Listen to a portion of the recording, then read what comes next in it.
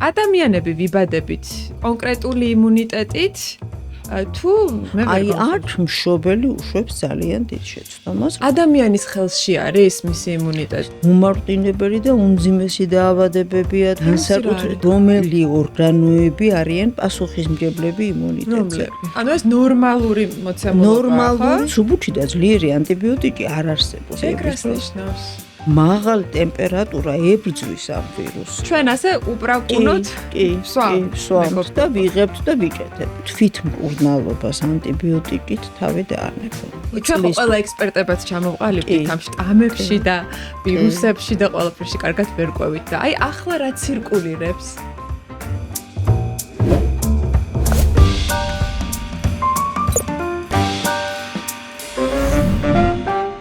მოგესალმებით, თქვენ უყურებთ გვანცას პოდკასტის მომდევნო ეპიზოდს. იმედია თქვენთვის საინტერესო იქნება და გთხოვთ რომ დაგვიწეროთ კომენტარები, დაგვიტოვოთ ლაიქები და რა თქმა უნდა კომენტარებში კარგიც დაგვიწეროთ და ცუდიც დაგვიწეროთ, კრიტიკასაც ვიღებთ თავისთავად. დღეს ჩაუსხედით ჩვენს ეპიზოდს ყველა ვისთვისაც საინტერესოა საუბარი იმუნიტეტზე, ვინც ებრძვით ხშირ ვირუსებს, ინფექციებს და მათ ვისაც გსურთ იმუნიტეტის გაძლიერება. გვექნება ძალიან საინტერესო სამეცნიერო, სამედიცინო და ესეთი საყოფაცხოვრებოც მათ შორის საუბარი.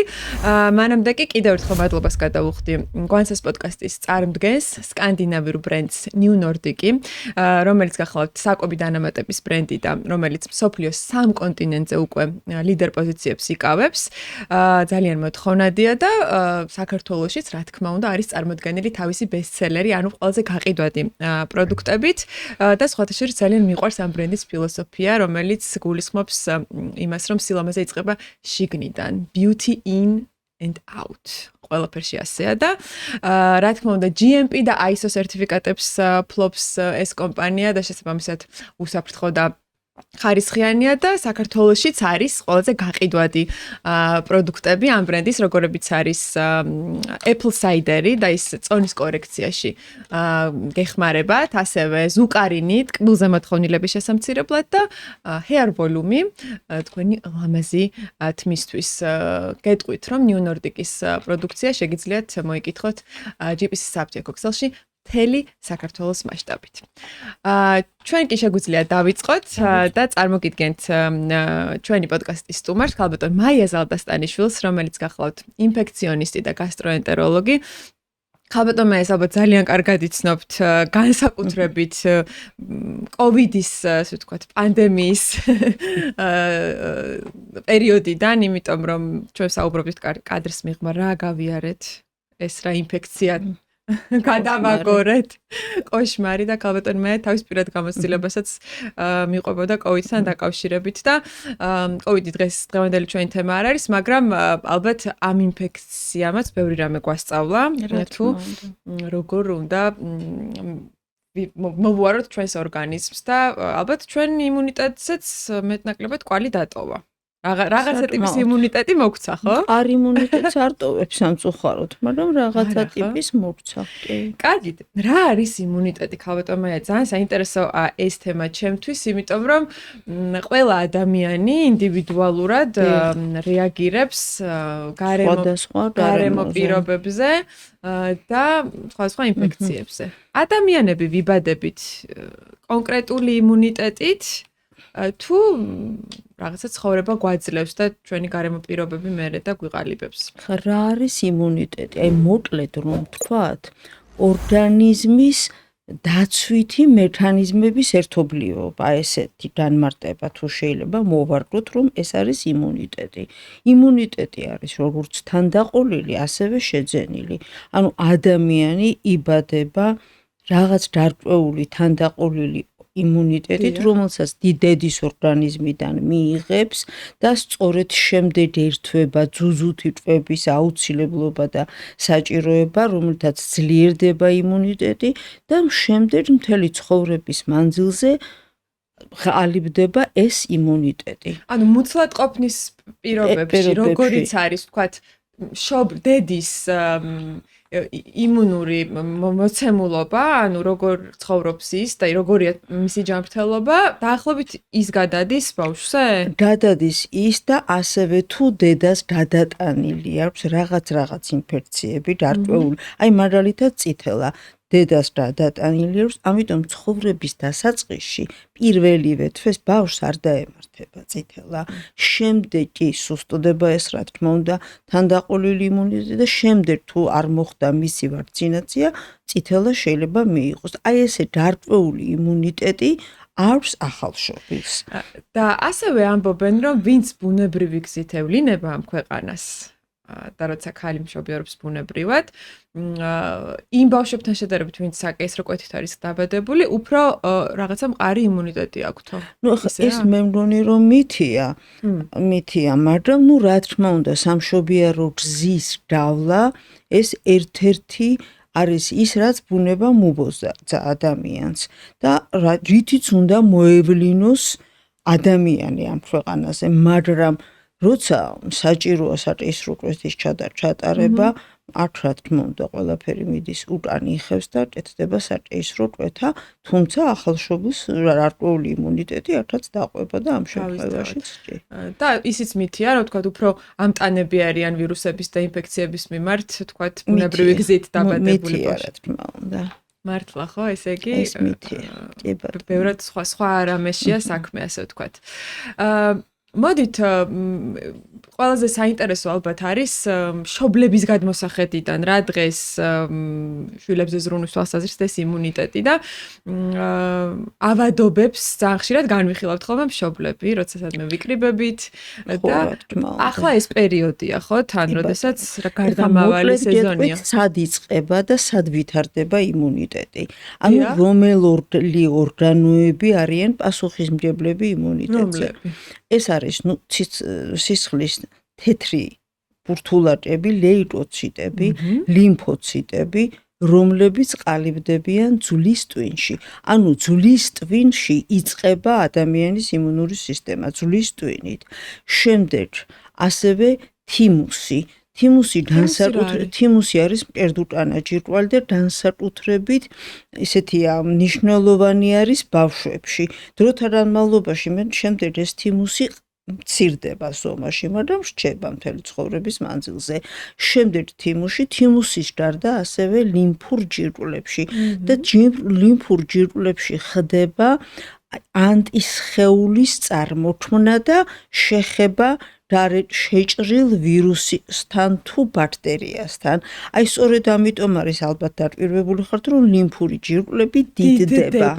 აი ეს არის, როცა რაღაც ინფექციური დაავადება გარკვეულ ადგილას თუ არ არის ეს ყბის ქვეშა, შეიძლება მუცელში იყოს დადიდებული, აზარდულში და ასე შემდეგ და ასე შემდეგ. ანუ ეს ნორმალური მოცემულობაა. ნორმალური რეაქცია არის შეჭრილ ინფექციასთან, შეჭრილ ვირუსთან თუ ბაქტერიასთან. ეს არის ადამიანის ნორმალური რეაქცია. რა ხნის განმავლობაში და თქვათ რა ზომაზე?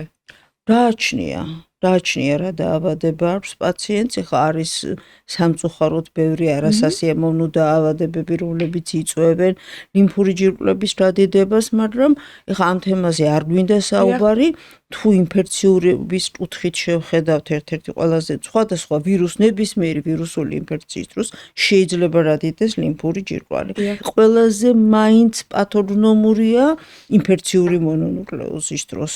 როცა ძალიან დადიდებულია, თუმცა არავირუსული ინფექციების და გარკვეული ლიმფომები და ტუბერკულოზი და ასე შემდეგ, რაც იწვევს ლიმფური ჯირკვლების დადიდებას. სად არის კიდევ იმუნიტეტი, სად ხდება იმუნიტეტი? ეს არის ელენთა.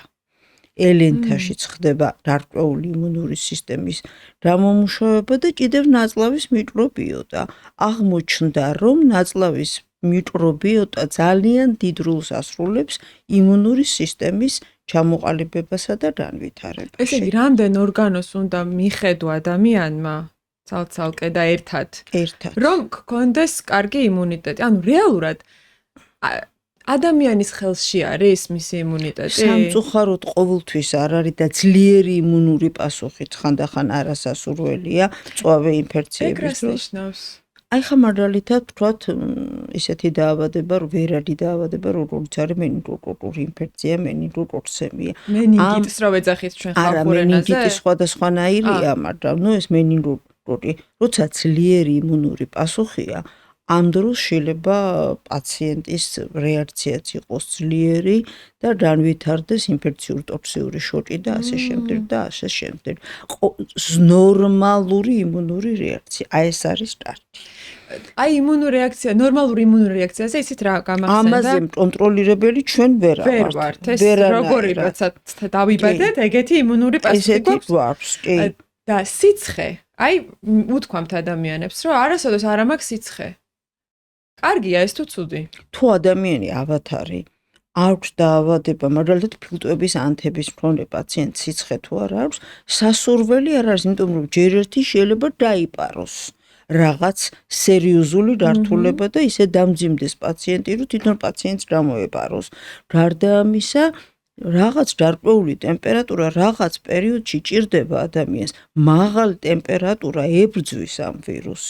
ამიტომ ესეც კარგი არ არის, რა თქმა უნდა. ეს ცოტა ვრცლად მინდა რომ მომიყვეთ ებრძვის ვირუსს რას ნიშნავს? იმიტომ მაღალი ტემპერატურის, აი ეშინიათ ადამიანებს რაღაცა პანიკურად, რომ თითქოს მაღალი ტემპერატურა ტვინის გადახურება არ მოხდეს, რაღაცა, ანუ ძალიან რთულად აღიქმება ჩვენთან. ეხლა ბავშვებში მაგალითად შესაძლებელია ძალიან მაღალი ტემპერატურის დროს განვითარდეს ფებრილური ყრუნჩხვა და აი ამისი ეშინიათ მშობელს. თუ მაღალი ტემპერატურა გრძელდება დღეები, რა თქმა უნდა მისახედია, მაგრამ პირველ ხანებში როცა ადამიანი ავათარის და აქვს ისეთი დაავადება, რომლის დროსაც სიცხე აუცილებელი, მას უნდა ქონდეს სიცხე. რა დაავადების დროს არის აუცილებელი სიცხე მაშინ?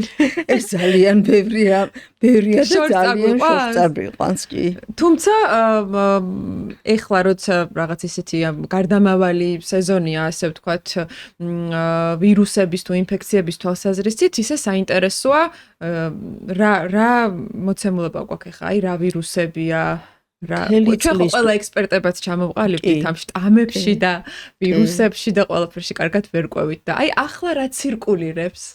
ეხლა ცირკულირებს ბ-გრიპი, ანუ ეს არ არის პანდემიური არ არის და არის ბ-ტიპის ვირუსი და ასევე ძალიან მოხშირებული იყო A-გრიპი და H1N1-იც. ქათმის გრიპი, ღორის გრიპი არ არის? წოდებული კი, ღორის გრიპი იყო. ისევე იყო COVID ინფექციები, მაგრამ ეს არ იყო ის COVID ინფექცია, რომელმაც შეაზანზარა მსოფლიო და COVID ინფექცია ყოველთვის არსებობდა და იყო და ეს არ არის ის, არ იყო ის, მაგრამ საკმაოდ გახშირებული იყო. აი ეს ინფექციები. ასევე არის ცირკულირებს ინფექციური მონონუკლეოზი, სხვადასხვა მარტივი რინოვირუსები და ასე შემდეგ. აი ძალიან ხშირად სულ არის ამ სამედიცინო წრეებში ამაზე ლაპარაკი ვირუსის და ინფექციის ერთმანეთისგან გარჩევის წესები და საერთოდ არსებობს თუ არა გაციება და ასე შემდეგ. აი თქვენი როგორც პრაქტიკოსი ექიმის გამოცდილებით, აი ძალიან გასაგებინაზე რომ აუხსნათ ჩვენს მაყურებელს რითი განსხვავდება ერთმანეთისგან, ასე ვთქვათ, გამოვლინებებით და რა შეცდომა არ უნდა დაუშვათ მისი მკურნალობის. ეხლა გაციება როგორ არ არსებობს, მაგრამ ორგანიზმის გადაციება ხელშემწყობი ფაქტორია, რომ მან მიიღოს ვირუსი. ძირითადად ყველანაირი გაციება არის ვირუსული. რა თქმა უნდა, სხვადასხვანაირი, მაგრამ არის ძირითადად ვირუსული. გავცივდი და სიცხე მაქვს, ეგეთ რაღაც არის. კი, გავცივდით სიცხე გაქვთ, მაგრამ მან უნდა დაიაროს რაღაც ერთ დღეში, ორ დღეში. თუ გახანძლებთ და რა თქმა უნდა ეს არის ვირუსი, ან სხვა რამე, მე ვერ ვიტყვი რომ სიცხე აუცილებლად სიცხის დროს აუცილებლად ვირუსია, შეიძლება ბაქტერიაც იყოს და რამოდენიმე ორ დღეზე მეტი თუ გარძელდა მაღალი ცხელება, უნდა მიმართოს ექიმს აუცილებლად. გასაგებია. აი მე გამოვტყდები ახლა როგორც მშობელი, ძალიან ხშირად თითქმის უმეტეს შემთხვევებში და ეს ნორმალურია თუ არა თქვენ თვითონ მითხარით. ექიმის გარეშე ვუმკლავდები ჩემი შვილების რაღაც ავადობებს რა ასე ვთქვათ. ეს მცირე სიცხე იქნება თუ ცხვირიდან გამონადენი თუ ასე შემდეგ რა და რაღაცა მეტნაკლებად მგონია რომ ვიცი ეს როგორ უნდა ვმართო. კი ბატონო, ეს შესაძლებელია, ხა მარტივ სუბფებრილურ ტემპერატურაზე, ანუ 37-38-მდე როცა არის ცხელება, არის მხოლოდ რინორია, ანუ სურდო, არის პერიოდული ხველა მხოლოდ, რა თქმა უნდა, არ არის აუცილებელი რომ მიმართოთ ექიმს და მშობელმა შეიძლება და მით უმეტეს გამოცდილმა მშობელმა და თუ გვერდით უდრას ბებია ექიმი ან ახლო ნათესავი ექიმი უმკურნალონ ბინაზე. არა, რაში უნდა გამოვტყდე, იცით? აი სურდო აქვს ხო, თქვათ ბავშვს და მე აი მოყვითალოში რომ გადავა ეს სურდო, უკვე ჩემით ვასკვნი, რომ ეს ეთყობა აქ უკვე ინფექცია და რაღაცა ეგეთ საშუალებას ვახმარო, აი ეს ამ ინფექციას შეებრძოლოს. აი რა საშუალებაა მაგალითად ეს? არ ვიცი, რაღაცა ცხვირის წვეთებია, რომელიც არა, ცხვირის წვეთები კი, არაფერს არა, ანტიბიოტიკს არასოდეს არ ვასმევ ჩემით. მაგრამ ხო ასმევენ. არის, რა თქმა უნდა, ასმევენ და ძალიან ხშირად. ძალიან ხშირად. იგივე COVID ინფექცია დაიხსენეთ, როცა და COVID-ის დროს პაციენტი რო შემოდიოდა ჯიბეში ედო აზიმატი. რომ თუ არ მიცემდნენ და არ იყო საჭირო, თვითონ დაელია. აი რა ფენომენია ეს მითხარით? მოწონთ რაღაც, არ ვიცი, რაღაცა გონიათ რომ ამითი დაიცავენ დართულებისგან, რომ არ დართულდეს და კიდევ მეორე სუბუთი და ძლიერი ანტიბიოტიკი. სუბუთი და ძლიერი ანტიბიოტიკი არ არსებობს. ანტიბიოტიკი არის ანტიბიოტიკი, რომელიც ერგება სხვადასხვა რგოლს, სხვადასხვა ადგილას და ასე და სხვადასხვა დაავადებაზე. გჭირდება სხვადასხვა. ერთი და იგივე. არის ფართო სპექტრის ზოგადი ანტიბიოტიკი მივცათ ახლა 3 დღე, არაფერს არ უზამს. არაფერს არ უზამს, კი. და რას ეტყვით ასეთ პაციენტებს? ანტიბიოტიკით თვითმკურნალობა არ არის მიზანშეწონილი. რატომ? ჯერ ერთი ვითარდება რეზისტენტობა ანტიბიოტიკის მიმართ. მე გეტყვით ახლა ძალიან ხშირი არის რომ ცოტა დოზა მივეცი, იმიტომ რომ არ იყოს ძლიერი დაციება. აი აქ ჩვენ ვაკეთებთ იმას, რომ მას რომ დაჭირდება ეს ანტიბიოტიკი რეალურად აბსოლუტურად აღარ მოქმედებს მასზე. ეს არის რა თქმა უნდა, რეზისტენტობა, ანტიბიოტიკის მიმართ რეზისტენტობა. მე ეს უდრო და არასწორად მიღებული ანტიბიოტიკების ბრალია, რომ უკვე ძალიან ჩამოყალიბდა რეზისტენტობა საქართველოში ბევრი ანტიბიოტიკის მიმართ. ეს უკვე დააკვირდით ამას თქვენს? არა, ეს არა მარტო მე, ზოგადად ხდება ამის დაპირვება, მაგრამ ამიტომ ყველა ვურჩევ რომ თვითმკურნალობას ანტიბიოტიკით თავი დაანებონ. და ზოგადად, რა თქმა უნდა, ეს ანტიბიოტიკები ძალიან დიდი რამე არის მედიცინაში და ანტიბიოტიკები რო არ გამოეგონებინათ, ალბათ პენიცილინმა რა დაარჩინა მსოფლიო რა თუნდაც. ძალიან ბევრი ადამიანი დაიღუპებოდა. ძალიან ბევრი დაიღუპებოდა, არაჩვეულებრივია, ძალიან კარგია, მაგრამ მოდით აი ამ ანტიბიოტიკს ნუ გაუკეთებთ იმას, რომ ის ანტიბიოტიკი უკვე ხდება ახალი ანტიბიოტიკების შემოსვლა, ძალიან მაღალი ჯგუფის, ძალიან მაღალი მწნობელობით და ეს რა თქმა უნდა სასურველი არ არის. ეს იმიტომ რომ ძველი აღარ მუშაობს. იმიტომ რომ ჩვენ ასე უპრაკუნოთ ვსვამთ და ვიღებთ და ვიკეთებთ. ორი უკიდურესობა გვჭირს ქართველებს, მე მგონი ამ მიმართულებით. ერთი რომ ძალიან გვიყვარს წამლები, სტალევა, მე მგონი თვითნებურად.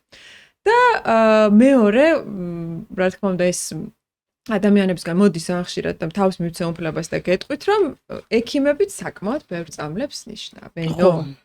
ხდება სამწუხაროდ, ეხლა ეს ჩემი თემა, რა თქმა უნდა, როგორც ექიმის არ არის, მაგრამ ბევრი წამალი ნამდვილად შეიძლება ცუდი გაგვიჭეთოს. იგივე ეხლა როგორ ანტიფუნგალური სოკოსაწინააღმდეგო წამალი იმ წუთში მივცეთ ანტიბიოტიკთან ერთად, ეს არის დაუშვებელი. მართლა, არა და მსმენია, რომ იმდენად რთული გართულება აქვს ზოგჯერ ანტიბიოტიკებს, რომ იქვე უნდა დაინიშნოს ეს არავითარ შემთხვევაში, იმიტომ რომ საკმაოდ მძიმე პრეპარატია და კატეგორიულად დაუშვებელია. და კიდევ ანტიბიოტიკების თემა მინდა რომ კარგად ამოვწუროთ, იმიტომ რომ ძალიან მინდა რომ სწორად მივიდეს მაყურებლამდე რის თქმას ვცდილობთ. გარდა იმის რეზისტენტობისა, ანტიბიოტიკებს ხო კიდევ ბევრი სხვა გვერდითი ეფექტებიც აქვს. თუნდაც ჩვენს კუჭ-ნაწლავზე, ხო და იმ მიკრობიომაზე, რაზეც თავიდან დავიწყეთ. რომელიც იმუნიტეტში ერთ-ერთი მნიშვნელოვანია, რა თქმა უნდა, შეიძლება დაგვითრგუნოს და დაგვიფუჭოს, ასე ვთქვათ, ჩვენი მიკრობიოტა ანტიბიოტიკებმა. გვინდა რომ ანტიბიოტიკით თავი დავიცვათ მძიმე ინფექციებისგან და სინამდვილეში თავს ვაზიანებთ ჩვენს ორგანიზმს.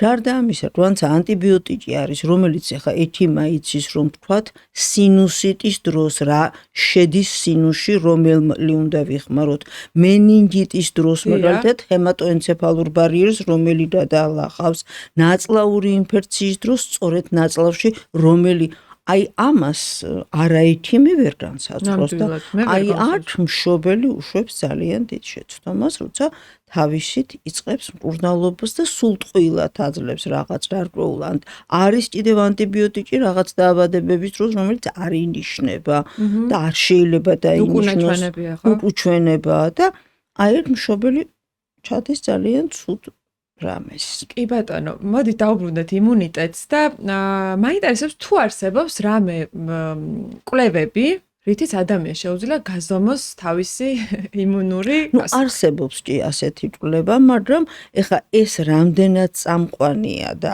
რამდენად მნიშვნელოვანია ვერ გეტყვით, მაგრამ ერთი ეს უნდა ვიცოდეთ, რომ რა აძლიერებს და აკეთილშობილებს ჩვენ იმუნურ სისტემას. ეს არის სრულფასოვანი კვლევა. მივიღოთ სწორად და დროულად და არაჭარბი რაოდენობით კარგი 7 ძილი და რაღაცნაირად შევეცადოთ, რომ ეს ცოტა რთულია, სტრესებისგან თავის არიდება. ესეც ცოტა რთულია და არა არის მარტო ჩვენზე დამოკიდებული და ვიტამინები. აი იგივე ჩვენი მიკრობიოტა გქონდეს წესრიგში და ვიტამინები. აღმოჩნდა რომ C ვიტამინი, D ვიტამინი, თუთია საკმაოდ დიდ გავლენას ახდენს ჩვენ იმუნურ სისტემაზე. და თუ მათ ესენი გვეყოლება მწყობრში, ძალიან კარგი იქნება. ჩვენი გუნება განწყობაც, ჩვენი ძვლებიც წარმდგომარეობაში იქნებიან, ჩვენი კუნთებიც და ასე შემდეგ და ასე შემდეგ. დეტალურად მივუბრუნდეთ ამ ვიტამინების თემას და მეც გეტყვით, მაგალითად მე ჩემ შვილებს რომელ D ვიტამინს ვასმევ.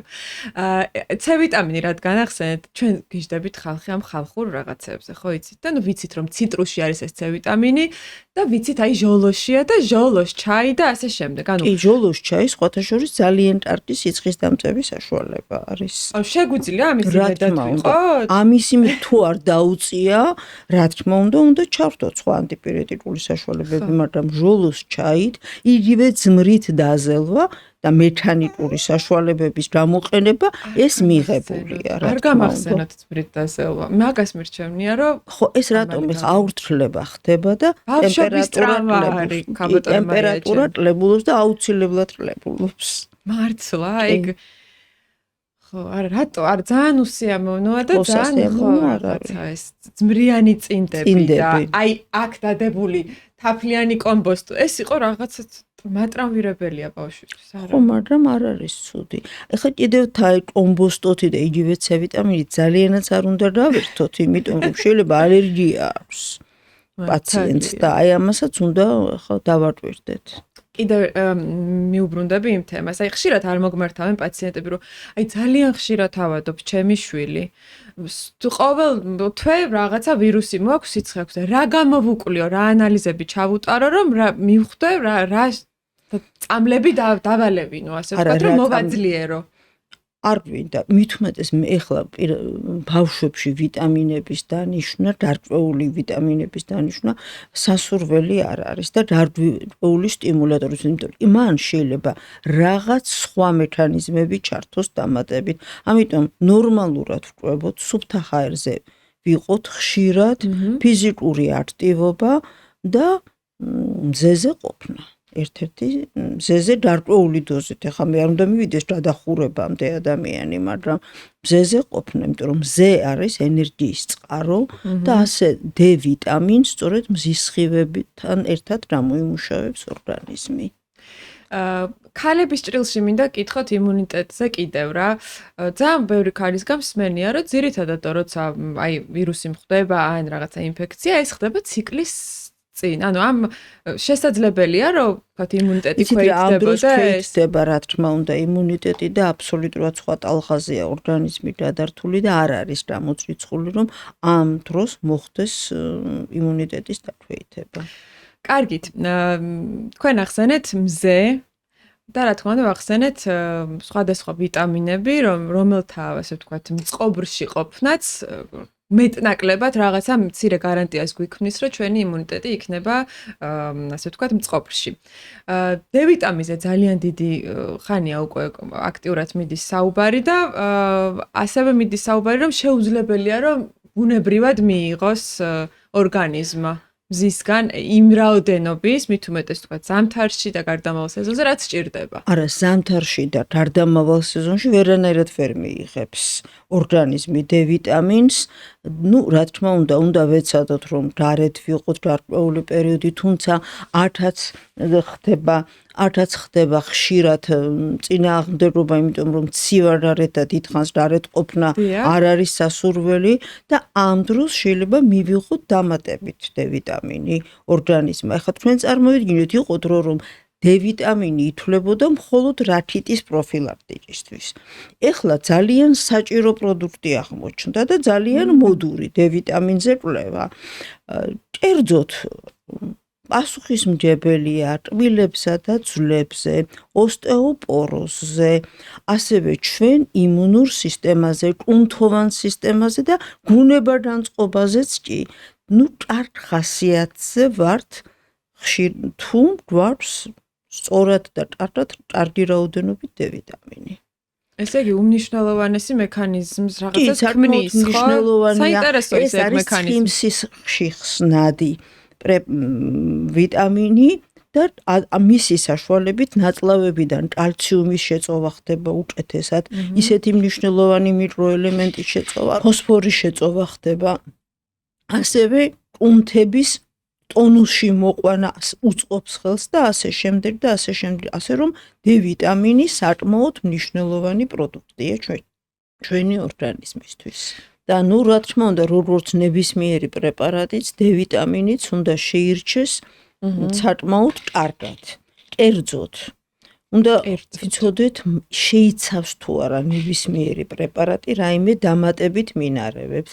არის სუფთა პროდუქტი თუ არა, აუცილებლად უნდა გქონდეს GMP-ის და ISO სერტიფიკატი და სასურველია, რა თქმა უნდა, იყოს ევროპული. ეხლა მე მინდა დავასახელო ვიტაფეროლი.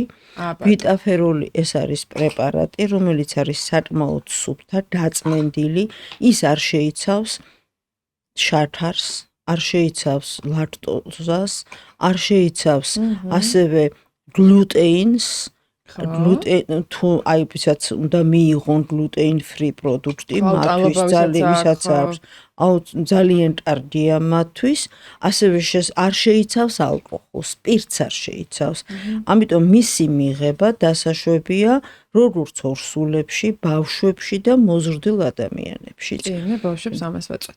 ხო, აი ხა მას საინტერესოა, რომ გამოდის როგორც კაფსულირებადი სახით, ასევე საწვეთების სახით და ზედა აქვს თავის დოზატორი და ხელის ერთი დაჭერით გამოდის ერთი წვეთი, რომელიც შეიცავს 400 საერთაშორისო ერთეულს, ხოლო კაფსულები რბილი, ასეთი ბრწყინავი ოქროსფერი კაფსულა, ძალიან ლამაზი. ხო, კი, მართლა. კროთ მზის იმას ტოვებს. მზის შთაბეჭდილებას ტოვებს და შეიცავს 2000 ერთეულს.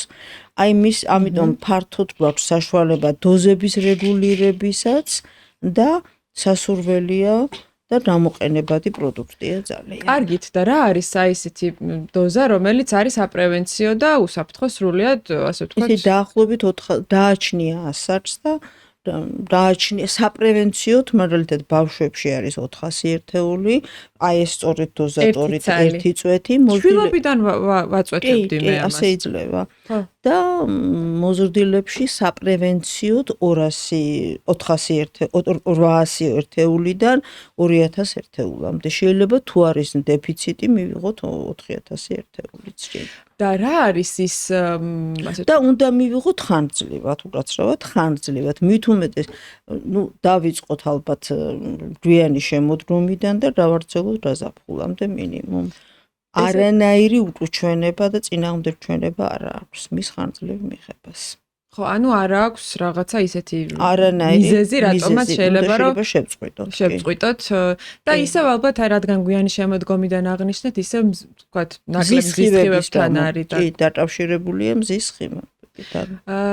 საკვებიც ვახსენეთ და ალბათ საკვებიდანაც არ ხდება იმ დოზით საკვებით ხო? რა თქმა უნდა, სრულფასოვანი კვება ძალიან კარგია, მაგალითად ძალიან კარგი არის თევზის მიღება, თევზში დიდი თევზის პროდუქტებში დიდი რაოდენობით არის D ვიტამინი, ასევე ღვიძლში არის დიდი რაოდენობით D ვიტამინი და დიდი რაოდენობით არის ეხლა ძალიან მოდაშია და ძალიან ხშირად ვიღებთ ავოკადოს და ასე შემდეგ და ასე შემდეგ. ავოკადოშიც არის? არის D ვიტამინი. მე ძალიან მიყვარს და ძალიან ისეთი პროდუქტი გახდა.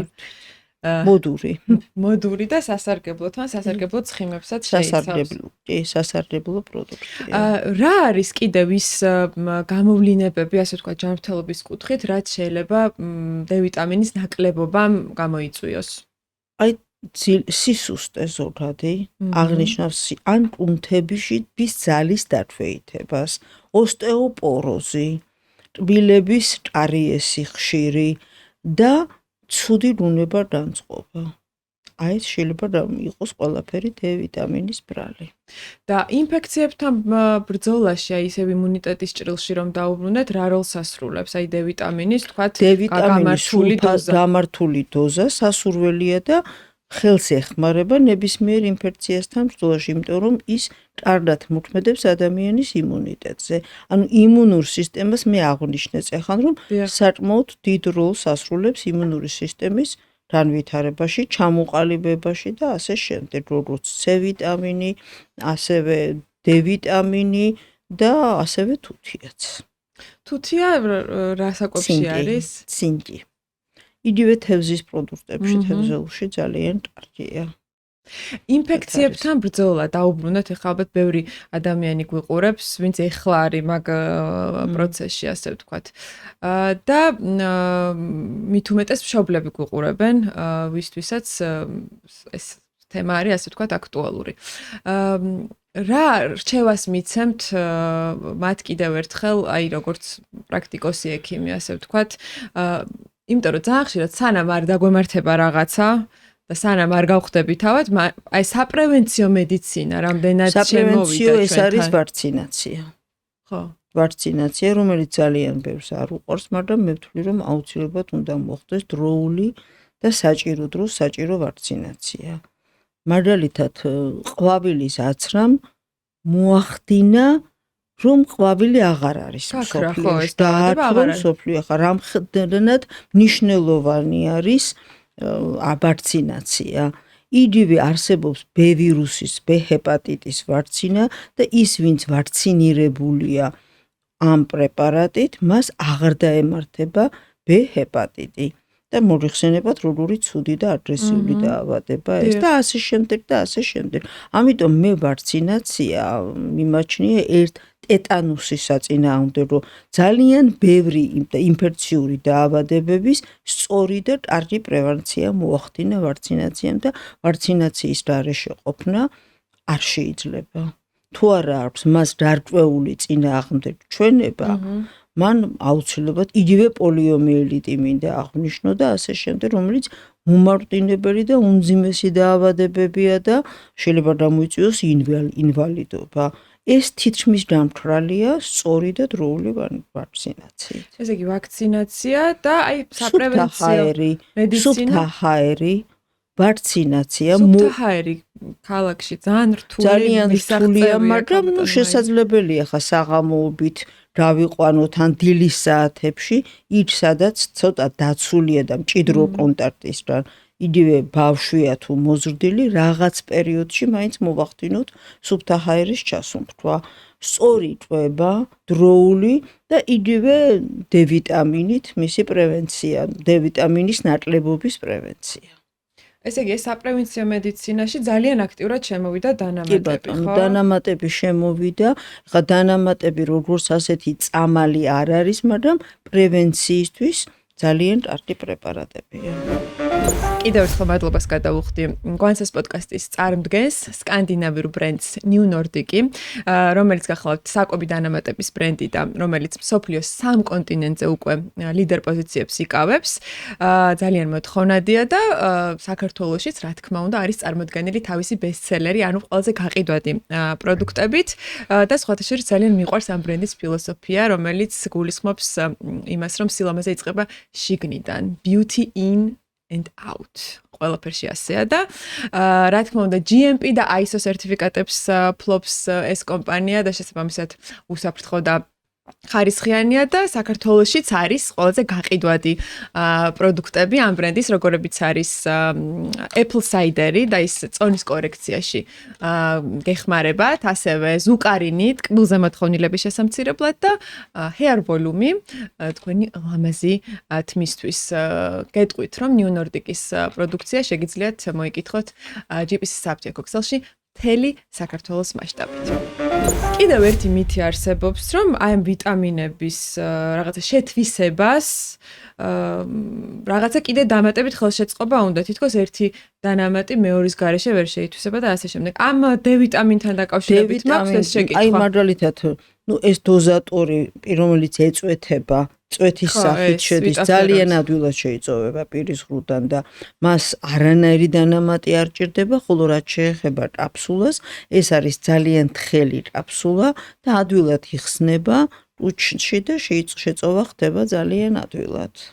ასე რომ დამატებითი არაფერი არ ჭირდება. ერთი კითხვა მაქვს, შესაძლებელია რომ ადამიანი იყოს ქონდეს რაღაცა ინფექცია და თქვათ მისი იმუნური პასუხი იყოს აბსოლუტურად არაფერი, ანუ არ ქონდეს სიმპტომი? ანუ რა თქმა უნდა, არის ლატენტური ფორმებიც, არის მსუბუქი, არის საშუალო და მძიმე ფორმები. აი მაგალითად, იგივე ხა B ჰეპატიტის ხსენება მომიწია ხშირად და იგივე შეიძლება B ჰეპატიტი პაციენტს ქონდეს და არანაირი გამოვლინება არ ქონდეს მას. და შემთხვევით აღმოაჩინოს. და ესეთი ბევრი დაავადებაა, ბევრი ვირუსული, ქრონიკული დაავადებები განსაკუთრებით, იგივე C ჰეპატიტის არანაირი გამოვლინება არ ქონდეს პაციენტს და შემთხვევით მოხდეს აღმოჩენა მისი.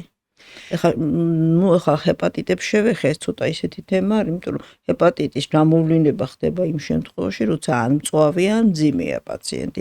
სხვა შემთხვევაში მას სიმპტომი არ აქვს. მინდა კითხოთ მშობლებზე, რომლებიც მაქსიმალურად ცდილობენ, რომ დაიცვან ყველანაირად ფიზიკურად, ასე ვთქვათ, ვირუსების შეხვედრისგან.